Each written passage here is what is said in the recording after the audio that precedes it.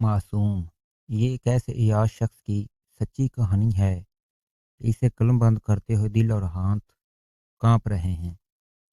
میں نے اس کہانی کے اصل نام حتیٰ کہ گاؤں تک کا نام تبدیل کر دیا ہے، لیکن حلفاً کہہ رہا ہوں کہ یہ کہانی 100% سچی ہے۔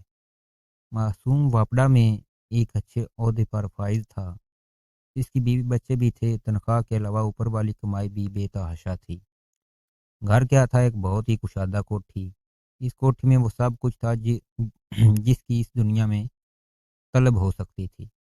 وہ خود اور اس کی بیوی بچے بہت اچھی زندگی گزار رہے تھے، لیکن بجائے اس کے کہ وہ اللہ کا شکر گزار ہوتا، وہ ان نعمتوں کا حق ادا کرتے ہوئے اللہ کے فرمان کے مطابق زندگی گزارتا، معصوم شب و روز سراسر نافرمانی اور گناہوں میں گزار رہا تھا۔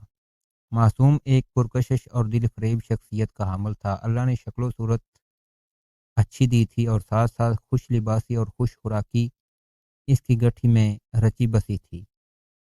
اس وجہ سے اس کا ہاں کا ہے باب کا وسیع ہونا قدرتی عمل تھا۔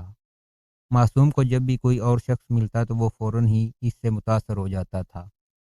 وہ اپنے نام کی طرح شکلوں اور عادات سے بھی معصوم ہی لگتا تھا، مگر جو شخص اس کی اصل عادات و اطوار سے واقف ہو جاتا تھا اس کو معصوم سے گھن آتی تھی، کیونکہ وہ بلا کا شرابی اور برے کاموں کا رچیا تھا۔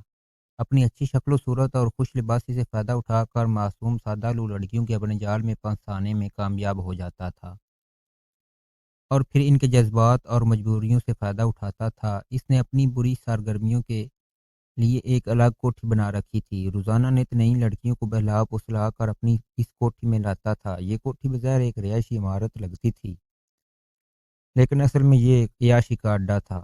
اس نے ایک نوکر بھی رکھا ہوا تھا جو نہ صرف کوٹھی کی دیکھ بھال کرتا تھا بلکہ اس کی صفائی وغیرہ اور ضرورت کی چیزوں کی دستیابی کا بھی ذمہ دار تھا۔ معصوم جب بھی یہاں آتا تو اس کے ساتھ ایک نیا شکار ہوتا۔ صبح سویرے یا رات کے آخری پیر اپنے شکار کو واپس اس کی منزل تک پہنچانے چلا جاتا تھا۔ معصوم ایک عرصے سے یہ عیاشی کا کھیل کھیل رہا تھا اور یوں سمجھ رہا تھا کہ اس قسم کے کارناموں سے کوئی واقف نہیں۔ دنیا کے سامنے وہ معصوم ہی ہے اور لوگ اسے معصوم ہی سمجھتے ہیں۔ شراب اور شباب معصوم کی گٹھی میں رچ بس گیا تھا۔ ایک دن وہ حسب معمول ایک خوبصورت لڑکی کو جال میں پھنسا کر اپنی کوٹھی پر لے آیا۔ پہلے خوب ہلا گلا کیا اور خوب شراب کی جام سے دل بہلایا، لیکن یہ اس کی پکڑ کا دن تھا۔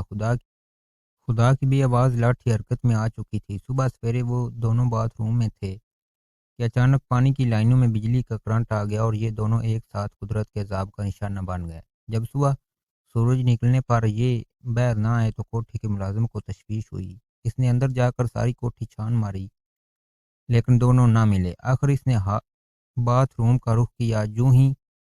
جو ہی اس نے باتھ روم کا دروازہ کھولا، اندر جھانکا تو اس کی چیخیں نکل گئی۔ وہ چیخیں مارتا ہوا باہر کی طرف دوڑا اور اس نے شور مچا دیا کہ اندر نہ جانے ہمارے صاحب کو کیا ہو گیا ہے۔